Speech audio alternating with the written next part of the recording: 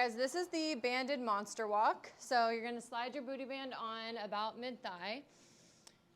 And then what I like to do in this exercise is I like to imagine that there's like a line on the floor and I'm standing right in the middle of it. Sometimes you actually can find a line on the floor, which is helpful, but in this situation, I'm just gonna pretend. And then you're gonna push the hips back, have a slight little bend in the knees. And what you're gonna do is you're going to take a big step up and diagonal to the side of that line.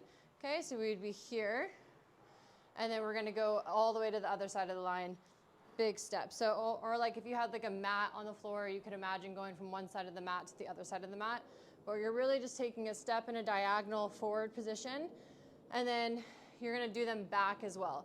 So if you see that you have like 50 scheduled for today or whatever, you can go 10 forward, 10 back, 10 forward, 10 back, and this is back at a diagonal. So something to think about with this exercise is really trying to imagine that you are working the stable glute.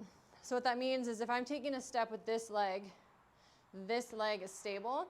So I want to think about planting the heel of this foot into the ground and letting this glute do a lot of work to try to hold my body here while this leg tries to take me forward. So I imagine that I'm really locked in on that back leg. So this back glute should really be working, back glute's really working, back glute really working, and then when we go backwards, the front glute is really working because this leg's pulling away and I'm trying to stabilize with that front leg. So really pushing off that front leg. So you really should feel the leg in front when you're going back and the leg in back as you're going forward, okay? So those are the banded monster walks. Let me know if you guys have any questions.